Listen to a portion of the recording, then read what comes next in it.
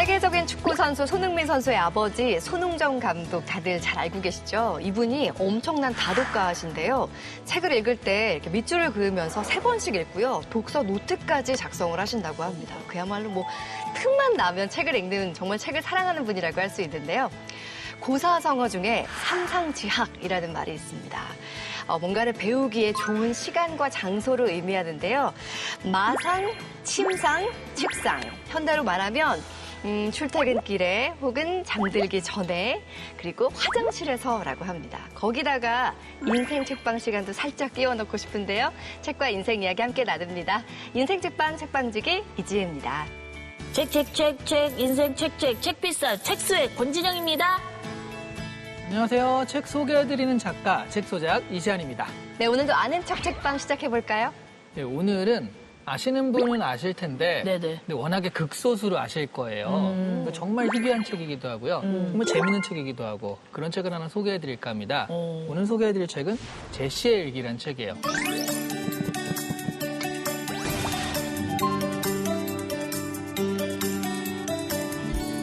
제시의 일기? 네. 왠지 안내 일기랑 비슷한 느낌인데 어때요? 그러니까 안내의 일기가 독일군 치하의 유태인 소녀의 이야기잖아요. 네네. 제시의 일기는 독립운동가의 육아일기입니다. 근데 이름이 제시잖아요. 네. 저는 저기 외국 언니 이름인 줄 알았어요. 맞아. 이게 사실은 외국에서 태어난 아기라 그래요. 그러니까 그 돌림자라고 하죠. 돌림자가 제자인데 이 아이가 중국에서 태어난 거죠. 상하이에서 태어났으니까. 이 아이가 자랐을 때 대한민국이 세계 중심에서 당당하게 서길 바란다. 외국에서도 이 이름이 통했으면 좋겠다라고 해서 외국 이름 겸 한국 이름도 겸할 수 있는 제시란 이름을 택했다라고 하더라고요. 뭔가 깨어있는 부모 같은 느낌이 그렇죠. 드네요. 훌륭한 시대예요, 정말. 그 육아일기라는 게 그렇잖아. 네. 아이에 대한 사랑과 그 어떤 풋풋한 마음들이 그대로 담긴 것들이 육아일기인데 거기에 또 독립운동가라고 하니까 네. 시대의 아픔도 담겨 있을 것 같아요.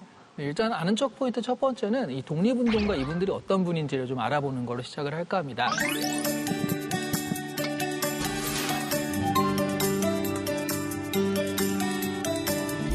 남편분은 양우조, 그리고 아내는 최선화, 이 두 분인데요. 양우조님은 21살 때 외국으로 유학을 가요. 네네. 미국 유학을 가서 방직공학을 전공합니다. 1930년대 초반에 네. 상하이로 건너가서 독립운동에 투신을 하게 되는 거죠. 그리고 최선화님은 이화여전을 졸업했어요. 네. 그리고 영문과를 졸업하고 자기 모교에서 교편을 잡고 있었는데 그 양우조님이 잠깐 이제 독립운동 하다가 이제 한국으로 들어왔을 그 사이에 살짝 선을 봐가지고 선을 봐서. 편지로 그 교제를 지속합니다. 그러다가 결국엔 이제 초청을 해가지고 상하이로 건너가게 됩니다. 그래서 상하이 임시정부에서 부부가 결혼을 하게 되는데 이때 그 주례가 김구 선생님. 아, 그렇구나. 네. 우리가 아는 진짜 김구 상징적이네요. 그렇죠. 그래서 1938년부터 그 귀국하시기, 네네네. 1946년에 귀국하셨으니까 8년 동안의 육아일기예요. 선생님. 와, 그럼 제시는 8살이 됐을 때까지의 이야기네요. 그렇죠.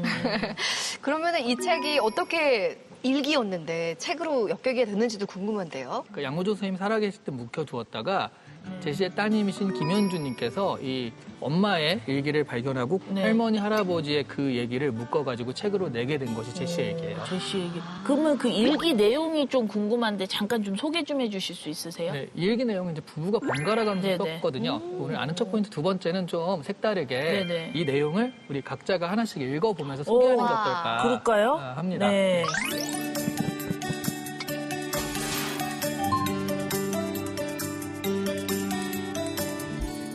1939년 2월 8일의 일기입니다. 일기가 맑기만 하면 외놈의 비행기가 폭격하려 내려오는 것이 일과다. 제시는 야외로 나가기만 하면 맑은 공기를 호흡하며 한참씩 늘어지게 자는 것이다. 포탄 속에 납작 엎드려 있는 사람들 속에서 새근새근 자는 걸 보니 참 속도 좋은 아이다. 이렇게 적힌 일기인데 전쟁 속에서 아무것도 모르고 잠든 아이의 모습이 좀 안쓰럽기도 하고 그 상황이 그려지니까 좀 가슴이 네. 아픈데요. 제가 소개해드리고 싶은 부분은 이 제시의 일기가 육아일기면서도 또 하나는 우리 독립군이라든가 상하이 임시정부의 기록이기도 하다는 거예요. 네네. 1938년 7월 22일 일기입니다. 제시가 태어난 창사를 뒤로하고 모든 임시정부 식구들은 광저우행 기차를 탔다. 제시를 낳은 지 보름도 안 되었지만 어쩔 수 없었다. 이런 걸 보면 여기서 이제 어떻게 이동했다, 뭐를 어떻게 했다가 나오거든요. 그럼 제가 거기 연결되는 부분을 저도 한번 읽어볼게요. 1939년 1월 24일 아이가 훗날 이국을 떠돌면서 생활했던 이유를 묻는다면 너의 미래를 위해서였다는 짧은 한마디로 이해시킬 수 있을까? 그것으로 독립 성취라는 간절한 우리 소원을 담아낼 수 있을까? 아이를 키우는 그 독립운동가의 부모로서 이 깊은 고뇌가 좀 보이는 것 같은 글이었어요. 진짜 뭉클하네요. 네. 아이의 성장 기록이기도 하면서 그 안에 민족의 아픔과 그 시대의 아픔이 담겨 있다는 생각이 드는데 정말 기록의 위대함을 좀 다시 한번 생각하게 됩니다. 네. 그러니까요. 이게 독립운동은 항상 우리가 거시사적으로만 접근을 하거든요. 미시사라고 하는데 아주 일상적인 부분들도 같이 있었다라는 걸 이 기록을 통해서 알 수가 있어요.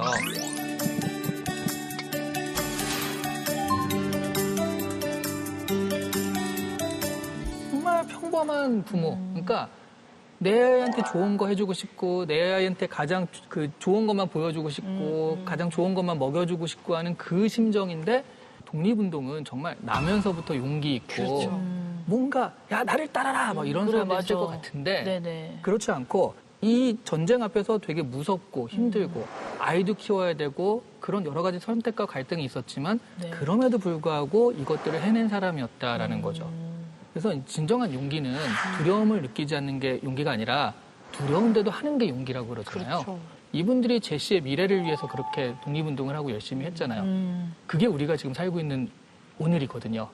우리의 오늘은 보통 분들, 평범한 사람들의 헌신으로 이루어진 아주 귀중한 곳이다. 귀중한 시간이다. 이런 걸 명심하고 되게 소중하게 살아야겠다는 생각을 하게 됩니다. 마무리를 진짜 멋지게 해주셨습니다. 소중하게 살게요, 정말. 약속해요. 네. 정말 뭔가 이렇게 뭉클하면서도 감동적인 게 느껴졌는데 그 육아일기 자체로도 소중하지만 그 시대의 아픔을 담은 정말 보물 같은 기록이라는 생각이 듭니다. 자, 오늘 아는 척 책방은 어느 독립운동가 부부의 육아일기, 제시의 일기 함께했습니다.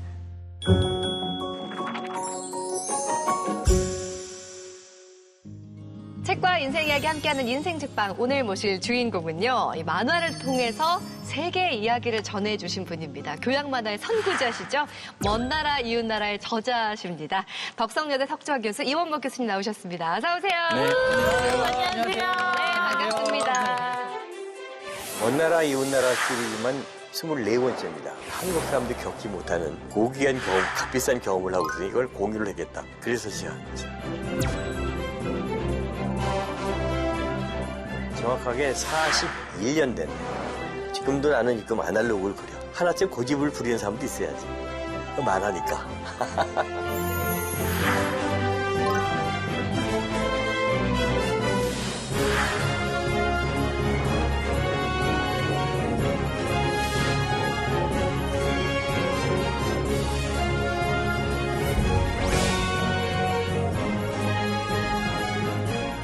야, 제가 오늘 교수님 뵙는다고 해서 들고 나왔어요. 제가 찾아보니까 저희 집 책꽂이에서 가져왔거든요. 오. 93년에 나온 책이더라고요. 31년 됐고. 정말 많은 어린이들이 사랑했던 더욱이 어머니가 유일하게 허락했던 만화였습니다. 아, 그랬어요? 자부심이 있으시죠? 그게 원래 만화 그러면 이건 뭐 책도 아니었죠, 옛날에. 그리고 이제 유해한 거라서 90년대 초까지만 해도 어린이날 되면은 만화가게에서 이 만화 갖다가 시청 앞에서 불태우고 그랬어요. 그 와중에 정말 사랑받았던 만화의 저자로서 굉장히 자부심이 엄청나실 것 네, 같습니다. 감사합니다. 네. 근데 두 분도 이 책 다 책꽂이에 있지 않나요? 아, 그리고 지금 너무 궁금해요. 왜냐면 아마 우리 친정집에 꽂혀 있을 거거든요. 그래서 주말에 엄마네 이제 가가지고 찾아서 오려고 해요. 와, 너무 신기하다. 먼 나라, 이웃 나라 저자님을 이렇게 만날 수 있다는 게. 그러니까요. 이렇게 가까이에서. 네. 책 있죠, 작가님도? 근데 저는 이 얘기를 할까 안 할까 되게 네. 고민했는데 아니, 그냥 해요. 저는 네. 신문으로도 봤어요. 오. 너무 오래돼 보여서 이게 어머, 나이가 나오네요. 소년한도 들고 작가님 견적이 안 되는데 견적이요. 그게 82년도에 시작해서 와. 86년에서 7년까지 연재한 거기 때문에 네. 그걸 보셨다고 그러면 연쇄 견적이 나와요. 굉장히 나오죠. 소년한국일보 예. 가끔마다 이 소년한국일보 되게 신기해. 들어오면 완전 옛날 사람. 이거 안 하려고 그랬다고. 지금 제가 작가로 책을 쓰고 있잖아요. 이런 책을 쓰고 싶다는 소망이 있습니다. 야. 네. 24권짜리 끊이지 않고 계속 스테디셀러. 40권, 50권도 쓸 수 있고 네. 계속 이렇게 소재도 나올 수 있고 그렇죠. 이거는 좀 평생의 역작이라고 할 수 있는 그런 거. 아까 전에 네. 우리 작가님이 인쇄를 살짝 계산해 주셨거든요. 그래서 우리끼리 막, 와, 그러면은 교수님은 빌딩 세우셨겠다. 막 이런 생각도 했어요. 그래서 항상 그런 얘기 많이 듣는데 네.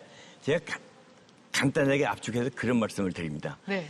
87년에 초판이 나왔는데 네. 당시에는 그게 만화에는 인쇄라는 게 없었어요. 그러니까 일정한 원고료를 주고 모든 판권을 출판사가 갖는 거예요. 원고료만 받으신 거예요? 어떡해요. 네. 대신에 출판사가 흥하면은 잘 되는 거고 안 팔리면 출판사 손해보는 거고. 근데 그런 제도였는데 오히려 작가를 보호하기 위한 제가 거예요.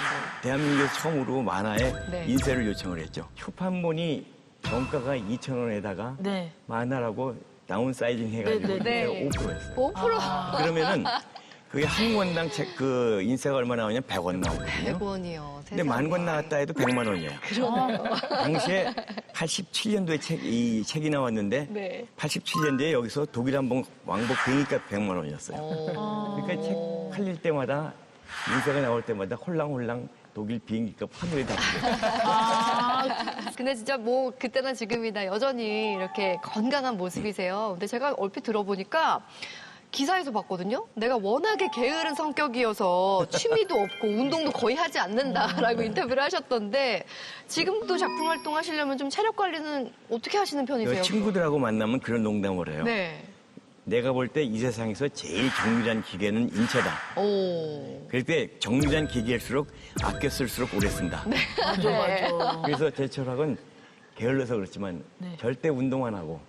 왜냐면 아끼자. 운동 자체가 스트레스거든요.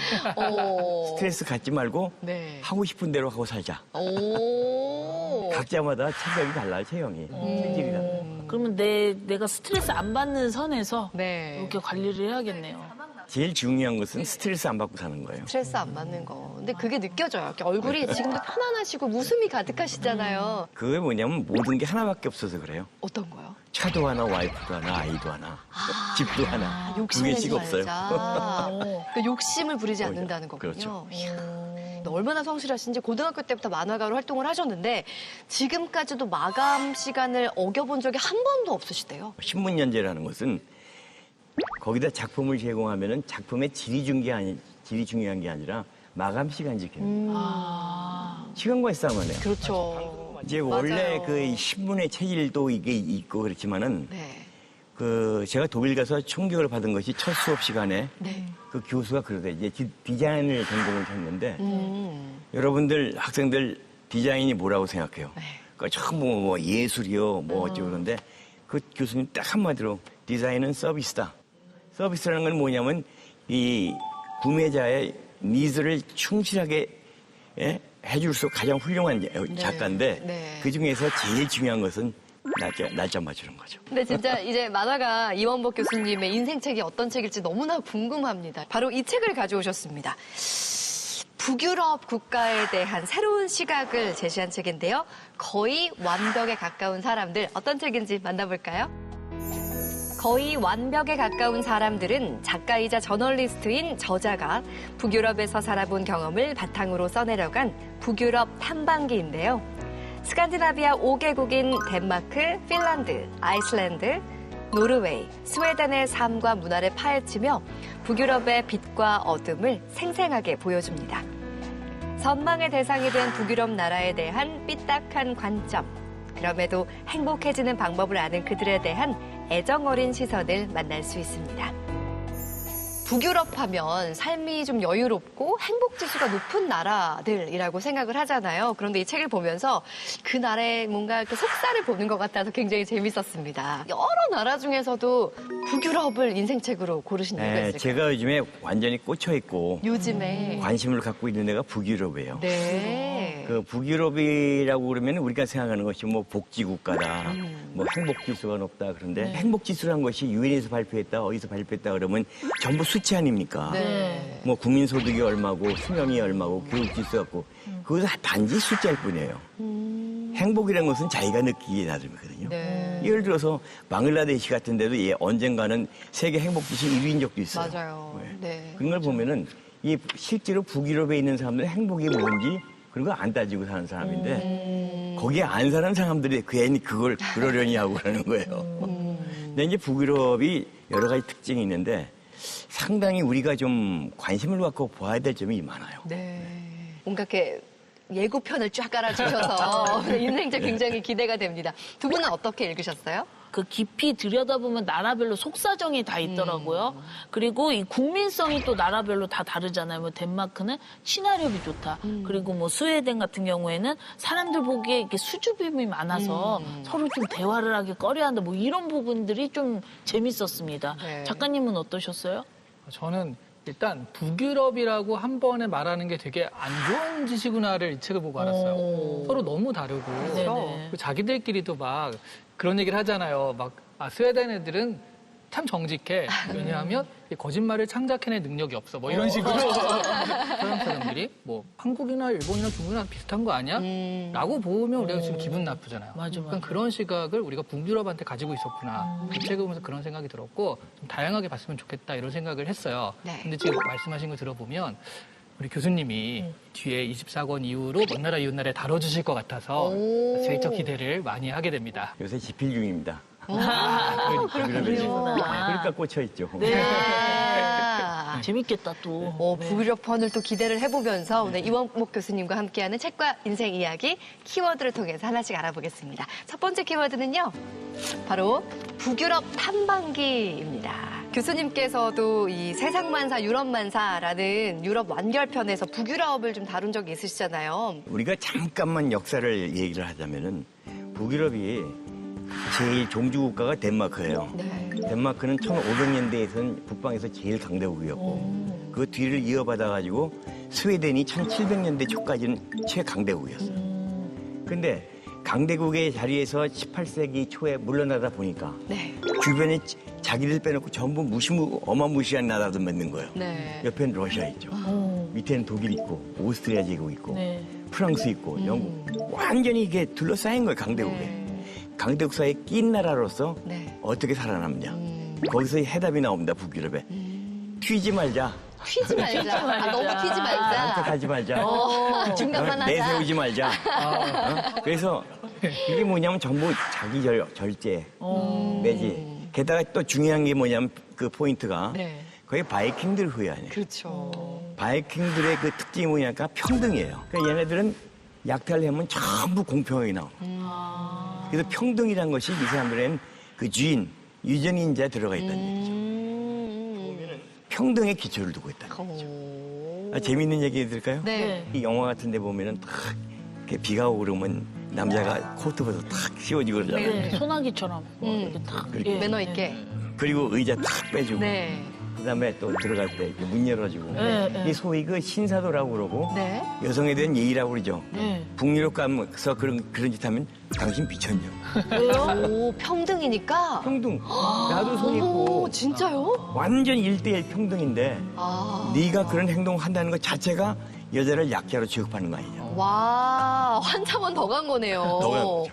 이야. 그런 차원에서 북유럽을 이해하시면 이해가 빠를 거예요. 오, 이 얘기는 저희 남편이 들으면 안 될 것 같습니다. 안 열어주고 북유럽 스타일이야. 저걸 존중하는 거야 할까봐. 와, 오히려 정말 평등의 가치를 중요하게 생각하기 때문에 모두가 같다. 저는 굉장히 흥미로웠던 게 북유럽 나라의 그 독특한 정서들이 있잖아요. 네. 그러니까 뭐 삶의 철학이라고도 할 수 있을 것 같은데 뭐 덴마크에서는 휘게, 뭐 스웨덴에는 라곰이라고 하더라고요. 네. 근데 이게 처음에는 무슨 의미인지 몰랐는데 그걸 알고 이렇게 보다 보니까 간판에 되게 많이 보여요. 이를테면 뭐 발 마사지 샵에 휘게가 들어가 있고 레스토랑에 들어가 있고 이게 어떤 의미인지 한번 설명 좀 부탁드릴게요. 휘게라는 것이 이제 우리나라 말로 치면 다른 나라에 없는 그런 개념인데 네. 정이란 말 있잖아요. 정. 근데 휘게가 정이라는 얘기가 아니라 네네네. 그게 번역하기 어려운 말이 있어요. 아, 우리나라의 정처럼. 그렇죠. 네네네. 영어로 얘기하면 코지란 말도 되고 코지. 또 편안함, 아늑함. 네. 그러니까 모든 것이 이렇게 인생을 어렵게 사는 게 아니라 네. 그냥 즐겁고 너무 심각하지 않고 그러니까 부드럽고 아늑하고 편안하게 하는. 근데 예컨대 뭐 햄버거를 하나 먹더라도 네. 촛불이 하나 있고 음악이 흐르고 뭐 이런 아늑함. 아늑함. 근데 그게 뭐냐면 이 북부라파 사람들이 제일 견뎌하기 어려워하는 게 네. 추위 추위. 그리고 여러 가지 혹독한 조건보다도 제일 어려워하는 게 어둠이에요. 어둠이요. 네. 어둠. 그러니까 그 북쪽으로 갈수록 1년에 3개월은 아예 해양을 못 보죠. 날씨가 안 좋잖아요. 네. 그리고 3개월간은 아예 어둠을 못 보고 새벽 밤 1시, 2시에도 신문을 읽을 정도가 되거든요, 여름에. 아, 그래요? 그러다 보니까 그 북유럽에서 제일 큰 축제가 하지 축제예요. 해가 제일 긴 날이에요. 백야. 네네. 그날은 정말 미친 듯이 놉니다. 와. 이제부터는 해가 짧아지고 네. 어둠 속으로 들어가니까. 그런 식으로 그 어둠을 극복하고 네. 그 속에서 삶을 삶처럼 살기 위한 것이 휘게죠. 그 다음에 이제 또 한 가지 중요한 게 그 라곰이란 말이 있는데 네. 이게 스웨덴 말인데 네. 그 우리에게 정말 필요한 그 개념이에요. 라곰? 이게 왜 그러냐니까 적당히 해라. 아, 튀지 마. 적당히 해라. 아, 튀지 라곰. 튀지 말고. 그러니까 정확하게 번역하면 네. 과유불급. 그러니까 이런 식으로 웨이터 와서 커피를 얼마나 드릴게요? 그러면 라곰. 적당히 주세요. 이게 안무할 때도 어떻게 주물러 드릴까요? 그러면 라곰. 라곰. 그러니까 넘치지도 말고 모자라지도 않고. 근데 그 각자 개념이 다른데 그건 자기가 알아서 결정해야죠. 근데 그것이 뭐냐니까 이런 일상생활일 뿐이 아니라 모든 게 들어가 있는 거예요. 다시 얘기해서 민주주의에도 그게 들어가 있고 복지에도 그게 들어가 있고. 그러면 이 북부라파는요 태생적으로 사회주의예요. 네. 왜 그러냐면 평등이니까. 네네. 그쵸. 평등이라는 건 사회주의 아닙니까? 그다음에 평등과 대립되는 개념이 뭐죠? 자유예요. 네.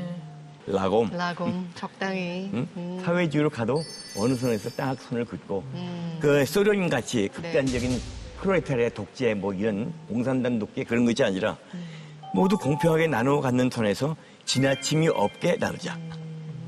자본주의를 한다 하더라도 너무 지나치게 독자가 이게 승자 강식 그건 막자. 뭐 이런 식의 개념. 그렇군요. 그런 것들이 우리에게 필요한 거야. 우리가 보통 북유럽 국가를 네. 사회복지제도가 너무 잘 돼 있다 부러워하잖아요. 네. 네. 근데 그 사회복지제도를 유지하기 위해서 세금이 또 엄청나죠? 책에 보니까 최대 72%까지 세금을 가져간다는 얘기도 있고 네. 이게 사실 명과암 같은데 교수님은 이게 어떻게 생각하세요? 어느 게 더 낫다고 생각하세요? 근데 이제 그 일장일단이 있어요. 네. 그러니까 이제 세금을 어떤 징벌적 세금으로 세느냐. 우리나라의 상속제처럼. 네. 아니면 이것이 복지를 위한 하나의 서로 이게 많이 거두어서 골고루 나누자 하는 평등의 개념으로 거두느냐. 근데 그 스웨덴에서 상속세가 폐지됐어요. 네. 근데 이 사람들 계산을 해보니까 전체 세수에서 상속세가 차지하는 비율이 7%밖에 안 돼요. 그래서 상속세를 갖다 그대로 없애버린 거예요. 그렇군요. 아니, 북유럽의 세금에 변화가 있다는 게 너무 놀랍습니다. 근데 저는 사실 예전에 2007년 이쯤에 노르웨이 왕세자를 인터뷰하러 한번 가본 적이 있었어요. 근데 그때 막 노르웨이에 있는 사람들과 이야기도 좀 나눠보고 했는데 세금이 너무 많으니까 이 사람들 안 행복할 것 같다라고 전 생각했거든요. 의외로 근데 사람들이 무슨 소리야. 나라가 다 해주는데 나 그렇죠. 늙어서 나 아플 때 다 해줄 건데 라고 믿음이 있으니까. 맞아요. 거기서 제일 세금에 대한 제일 큰 전제 조건이 네. 정부에 대한 신뢰예요. 신뢰가 있더라고요. 정부에 대한 진짜. 신뢰. 그러니까 내가 많이 내는 만큼 국가에서 많이 줄 거야. 그 믿음. 근데 국가에서 그것을 인마이 포켓 안 하고 네. 국민에게 쓴다는 그 신념이 국민들에게 있어요. 신뢰가. 네. 이게 첫째적인 전제 조건입니다. 일종의 저축이라고 생각을 하는 거군요. 그렇죠. 네. 연금 붙듯이. 그런 개념도 있어요. 네, 이 저자가 이 글을 쓰게 된 계기를 보니까 처음에 시작할 때 삶의 그 어떤 행복 지수 1위 국가 덴마크다라는 기사를 보고 과연 정말 그럴까라는 의문에서 이 책이 시작이 되거든요. 북유럽의 행복 요인으로 든 것이 삶의 자율성이더라고요. 자기 결정권이라고 그러죠. 네. 자기 결정권. 근데 이제 그런 거 보면은 전부 다 이제 철저한 개인주의와 그리고 개인의 자유를 누리는 건 다 이 민주사회에서 마찬가지예요. 네. 근데 일본도 그래요. 일본도 굉장히 자유스럽고 남의 일 간섭 안 하고 간섭 안 당하고 분명하게 자기 영역을 딱 지키는데 이 북유럽과 일본의 차이점은 일본은 그것이 암묵적으로 강요된다는 거죠. 예를 들어서 전부 이 마스크를 써야 되는데 네. 네. 코로나 때. 네. 어떤 사람이 안 써. 그리고 아무도 안 하지만 딱 째려보는 거죠. 눈빛으로 말하는 거죠. 눈으로 욕해. 뭐 어쩔 수 없이. 근데 이제 덴마크나 이런 이 북부라파에서는 그런 자율성이 있으면서도 남한테 구애를 안 받는다는 거예요. 사실 내 삶을 내가 컨트롤할 수 있다는 데서 오는 그런 자존감이 굉장히 클 것 같거든요. 그렇죠. 근데 교수님이야말로 그 어떤 삶의 자율성을 실현하신 분이 아닌가 하는 생각이 들거든요. 왜냐하면 처음에 그 만화를 그릴 때 그 시절로 한번 돌아가 보면 굉장히 만화를 뭔가 좀 편견이 많았던 시절이었잖아요, 당시에는. 그럼에도 불구하고 뭐 사람들이 교수하면서 무슨 만화 그리냐 할 때 맞아. 불하지 않고 그런 시선에 신경 쓰지 않고 지금까지 쭉 이어오신 거니까요. 네, 예. 그게 자율성에서 비롯된 게 아닐까 싶거든요. 자율성이 아니라 필연이었죠. 필연이었어요. 네. 먹고 살아야 되니까. 근데 지금 젊은 세대는 이해를 못하지만 네. 우리는 아주 대한민국이 제로 베이스였을 때 어린 시절을 보냈거든요. 네. 제가 7남매 막내인데 네. 6.25 직후 어려웠을 때니까 저희가 부모님이 막내니까 당연히 일찍 돌아가셨죠. 그러니까 부모님도 안 계셨겠다. 네. 형제들은 자기 벌어먹고 살기 바쁘니까 아무도 신경을 안 써요. 그래서 저는 부모님한테 딱 1원 한 장도 유산 받은 게 없는데 대신에 무한대의 자유를 부여받았죠. 삶의 자율성이네요. 필연적인 자율성. 그러니까 아무도 신경 안 썼어요. 네. 그러니까 오히려 그 고등학교 때 알바해가지고 네. 돈 벌어오니까 그걸 다행으로 여겼지. 알바를 그때 만화로 하셨던 거죠? 고1 때부터요. 고1 야, 때부터. 대단하시다. 네. 고1 때부터 만화그래서 돈 벌었다 그러면 굉장히 탤런트가 있는 줄 아는데 네. 그게 아니라 우연히 들른 신문사에 갔다가 알바하기 시작해요. 알바해라. 무슨 알바냐니까 그 외국 만화 대구서. 대구 그리는 거. 이원복 교수님과 함께하는 인생 이야기 참 재밌습니다. 계속해서 키워드를 통해서 알아보겠습니다. 두 번째 키워드는 먼 나라, 이웃 나라입니다. 교수님 이야기를 하면서 이 얘기를 안 할 수가 없잖아요. 이 책이 사랑받는 데 있어서 이 책의 제목의 역할이 굉장히 컸을 것 같거든요. 제가 이제 80년도에 75년도에 독일에 가가지고 네. 80년도에 일시 귀국을 했어요. 한번 이제 한국에 들렀는데 저하고 가장 절친한 분이라고 하긴 절친하다고 하긴 죄송하지만 저보다 한 10살쯤 위 되시는 네. 소년한국일보 편집장 내지는 신문사 사장이었죠. 네. 그분하고 많이 포차 가서 소주 마셨는데 그때 잠시 서울에 들어왔는데 그분하고 또 이렇게 소주 한잔 하면서 네. 너 또 연재해야 될 거 아이가? 네. 경상도 분이죠, 부산. 김수남 선생님이신 거죠? 김수남 선생님. 네네. 뭐 하면 좋겠노? 그래서 제가 그 유럽에 가가지고 이것저것 문화적 충격을 많이 받았을 때 네. 그쪽 얘기를 한번 써봤으면 좋겠습니다. 됐네. 그거 먼 나라 이웃 나라 아이가. 오, 그렇게 나오는 거예요? 그렇게 너무 쉽게? 네. 와. 그분이 대한민국에서 가장 시를 많이 외우시는 분이에요. 그만큼 어휘력이 탁월한 분이죠. 네. 그래서 그 제목이 그 포차에서 순간에 나온 거죠. 어머나. 잘 팔리고 좀 뭐 좀 떼주셨어요. 일찍 잡고 하셔가지고. 아이고야. 보답할 기회가 없었군요. 근데 그 먼 나라 이웃 나라가 지금 24권까지 나왔잖아요. 네. 그리고 나라도 지금 처음에 유럽 6개국으로 시작을 네, 했죠. 네, 네. 여기는 좀 어려웠다. 이렇게 좀 쉬운 나라, 어려운 나라가 있었을 것 같아요. 쉬운 나라라고 하는 나라는 없어요. 네. 그래도 비교적으로 비교를 한다면은 네. 유럽 편이 쉬워요. 유럽 왜 그러냐니까 제가 유럽 10년을 살았거든요. 그렇죠. 유럽 대륙이라는 특징이 아시아나 이런 데하고 달라가지고 네. 전체 유럽이 기독교권이에요. 동방정교냐 루터교냐 로마 가톨릭이냐 개신교 그 차이만 있지 네. 100% 기독교권이에요. 네. 그 얘기가 뭐냐면은 멘탈의 출발이 같다는 얘기예요. 저 스웨덴 사람이나 그리스 사람이나 근본적인 마이 갓, 올리 완 갓 같기 때문에 생각하는 사고방식의 출발이 같아요. 네네네. 그렇기 때문에 한 나라만 정확하게 비교적 정확하게 알면은 다른 나라가 추정이 돼요. 독일을 알면은 스웨덴도 미루어 짐작할 수가 있는. 거기다 이제 라공 개념이다, 라이평조입니다. 그걸 추정하면 충분히 나올 수 있어요. 근데 어려운 게 뭐냐니까 한국하고 일본이에요. 정말 먼 나라, 이웃 나라네요, 정말. 나 자신 알기가 네. 제일 어려운 거거든요, 네. 사실. 일본은 왜 어려우냐 하니까 일본은 잘 써도 욕 먹고 못 써도 욕 먹고. 맞아, 맞아. 그렇죠. 그리고 한국은 왜 어려우냐면 몽땅 전문가야, 한국에. 그렇죠. 맞아요. 그래서 자칫하면 다 엄청나게 두들겨 맞을 수가 있어요. 두들겨 맞는 게 무서운 게 아니라 네. 상당히 두들겨 때리는 사람들이 편견들이 많아요. 지금 그것이 좀 문제죠. 그래서 아는 게 병이다라는 말을 하는가 봅니다. 그럼 제가 진짜 교수님 쉴 수 있는 시간 드릴게요. 권소문이라고 권진영의 소소한 질문 시간 돌아왔습니다. 네. 자, 네모를 맞춰주세요. 네개 만화는 네모이다. 뭘까요? 아까 말씀하신 밥벌이다. 밥벌이다. 뭘까요? 하나, 둘, 셋. 평생 즐겁게 지낸 놀이터다. 너무 멋있는 말이다. 아니, 막 돈벌이는 사실 누구나 다 좀 힘겨워하잖아요. 그러니까 한 번이라도 좀 이거 못하겠다, 하기 싫다 이런 생각 하신 적이 없으세요?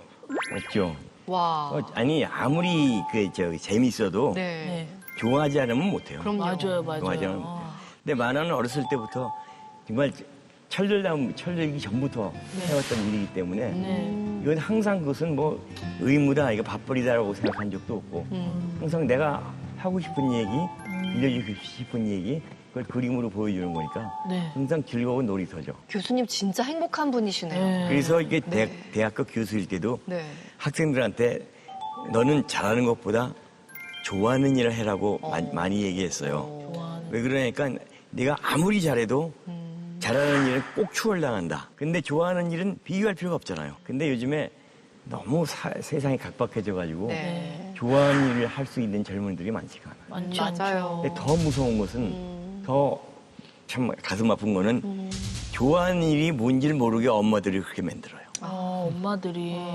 맨날 학원 보내고 입시 공부시키고 그러니까 그 아이들이 내가 진짜 좋아하는 일이 뭔가 탐구할 시간도 없는 거예요. 그러네. 그리고 좋아하는 일을 찾기도 전에 대학교 들어가 보니까 네. 거기 들어가면 또 취업 준비해야죠. 그렇기 때문에 참 진짜 좋아하는 일을 하라고 이렇게 말을 못 하겠어요. 젊은이들한테. 야, 그래도 평생 즐겁게 지낸 놀이터다라고 말씀하시는 거 보니까 요즘 젊은 친구들 중에 말들 중에서 덕업일치라는 거 있거든요. 제가 좋아하는 것과 직업이 일치하는 거. 그걸 실현하신 분이네요. 부업적. 네. 멋있으시네요, 교수님. 부럽습니다. 네. 자, 두 번째 네모를 맞춰주세요. 형제들이 차례로 유학 가면서 한 약속은 네모이다. 형제들이 차례로 유학을 가셨어요? 5형제인데 네. 누님 둘하고 네. 5명의 그 형동생 가운데 4명이 독일서 학위 끝내고 다 왔어요. 유학을 하셨군요. 유학을 근데 그때 무슨 하셨구나. 약속을 하셨다는 거죠? 네. 뭘까요? 결혼은 한국 사람이. 결혼은 한국 사람이다. 그런 거 아닌가? 저는 사람만 돌아와라. 뭘까요? 자, 하나, 둘, 셋. 편도 여행 티켓이다. 편도 여행 티켓? 형제들이 독일 유학 간 거는 그냥 생전 개념으로 간 거예요. 생전 개념으로 갔는데 돈이 없으니까 형제들끼리 약속이 그 형이 먼저 가면 아랫동생한테 편도 비행기 값을 대주자. 그것만은 마중물은 보내주자. 그러면 그 다음 형이 가서 그 다음 동생에게. 근데 제가 막내니까 나는 안 갚아도 되죠. 당시에 가정이 좀 여유가 있는 집안은 대개 미국으로 유학 갔어요. 근데 독일로 간 이유는 뭐냐니까 등록금이 없거든요. 학비가 없죠. 네. 근데 이렇게 유학생활 하실 때 안 힘드셨어요? 저는 아주 즐겁게 유학 생활했어요. 네. 만화 때문에. 아, 진짜 항상 즐거우시네요. 왜냐하니까 이제 10년간 독일에 있으면서 네. 수련왕일보에 원고 보내서 원고를 받고 독일에서도 알바해가지고 만화 그래서 세상에. 신문 같은데 이렇게 네. 광고 만화 같은 거 그려주고 네. 그래서 돈 받고 그래서 다른 유학생들보다 상당히 여유 있게 보냈어요. 이야, 그러셨군요. 그래서 이제 방방곡곡 여행도 많이 다니고 야 제가 농담 비슷하게 그런 얘기를 해요. 제가 네. 독일서 안 해본 게 딱 한 가지 있다고. 뭐요? 그게 뭐냐 공부를 안 해봤어. 유학을 가셨는데 공부를 안 하셨다고요? 왜 그러냐니까 만약에 공부라는 개념이 네. 도서관과 강의실만 왔다 갔다 하는 건 그거 해본 적 없어요. 근데 제 전공이 시각 디자인이거든요. 그러니까 내 생각에는 많이 보는 것이 나한테는 공부다. 이야. 도서관 안 가고 여행 다녔죠. 그럼 교수님은 교수님 자녀들한테는 공부해라 못 하셨겠는데요? 절대 못 하죠. 근데 그때 유럽을 다니시고 보시고 했던 네, 그 네. 소재들을 가지고 지금 평생을 맞아요. 먹고 사는 건 이 만화를 그게 다 여기에 만드셨는데. 들어가 있는 거잖아요. 야, 입이 안 다물어지네요. 얘기할수록. 예, 우리 교수님의 권진영의 소소한 질문 시간이었습니다. 네. 감사합니다. 감사합니다. 자, 계속해서 세 번째 키워드 함께 알아볼까요? 자, 세 번째 키워드는 세계를 보는 눈입니다. 요즘 뭐 글로벌 시대라고 하잖아요. 그런데 이 글로벌 시대에는 정말 세계를 보는 좀 뭔가 확장된 눈이 좀 필요할 거란 생각 많이 들거든요. 근데 굉장히 일찍부터 그걸 시작하신 분이니까 좀 생각이 남다르실 것 같아요. 어떠세요? 글로벌 개념을 70년대 터득했다고 할까요? 제가 75년도에 이제 그 두구를 딱 갔는데 네. 그때 깜짝 놀란 것이 우리 형님 집에서 저녁을 먹는데 형이 그러신 거예요. 야, 요 밥상 위에 국적이 6개다. 국적이요? 그 식자재 국적이 6개다. 오. 요건 유호에서 온 파프리카. 네. 이건 덴마크 그 네덜란드에서 온 네네. 포테이토 뭐 이런 식으로. 그래서 외국 개념이 없는데 먹는 것부터 그렇게 완전히 다르니까 이게 완전히 세계가 하나구나 하는 걸 첫날부터 피부로 느꼈죠. 근데 제가 어렸을 때 그 만화를 직접 본 입장에서 네. 보자면 네. 그 전에 유럽에 대한 소개는 다 외향적인 거였어요. 여기 보면 에펠탑이 있다, 저기는 프랑스 혁명이 일어난 곳이다 이러는데 그 만화에서는 그 에펠탑이 건설되기까지 과정에서 프랑스 사람들이 어떤 일을 했는지, 프랑스 혁명이 일어났을 때 그 민중들 어땠는지 이런 것들을 막 얘기해 주니까 그 시각 자체가 너무 우리한테 참신을 했거든요. 정말 살아있는 역사 같은 느낌이었던 네네. 거죠. 그러니까 이 사람이 있었던 거죠. 그 풍경이나 그냥 이 겉에서 보이는 광각이 있었던 게 아니라 거기 사는 사람들이 그 만화에 있었기 때문에 사람들이 와 이건 너무 참신하다 이렇게 봤던 거예요.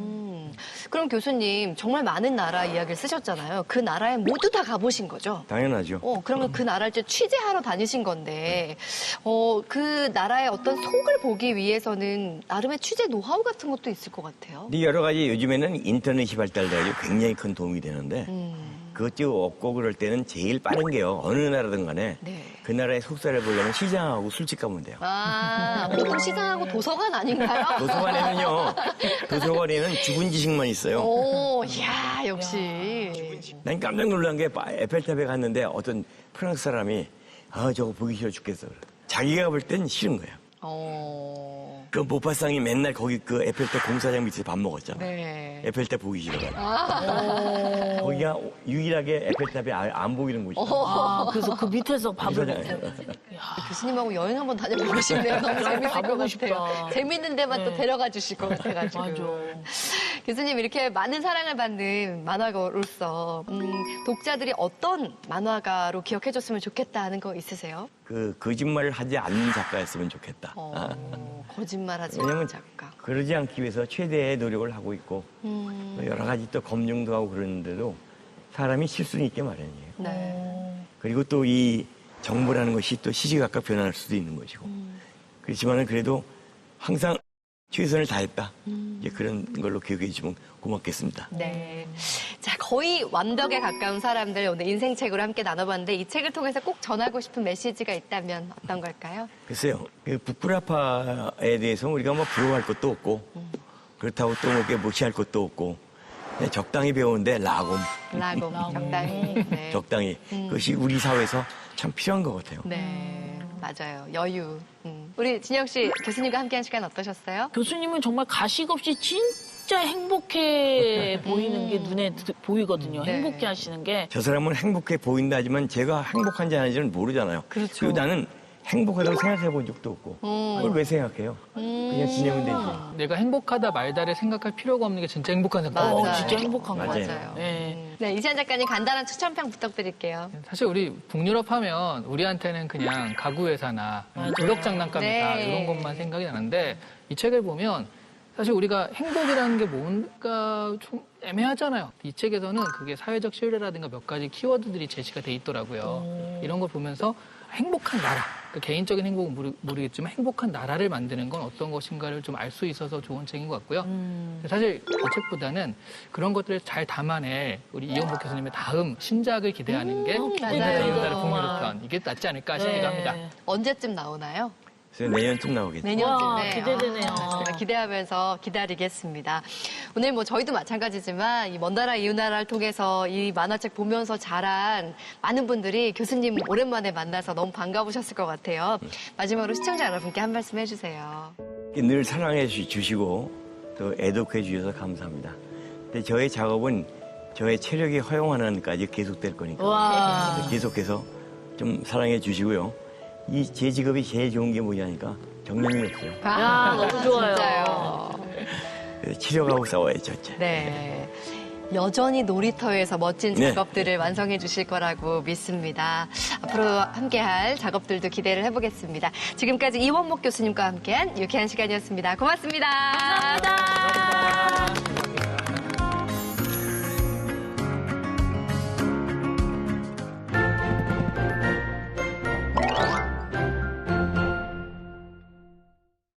아니, 이게 진짜라고요?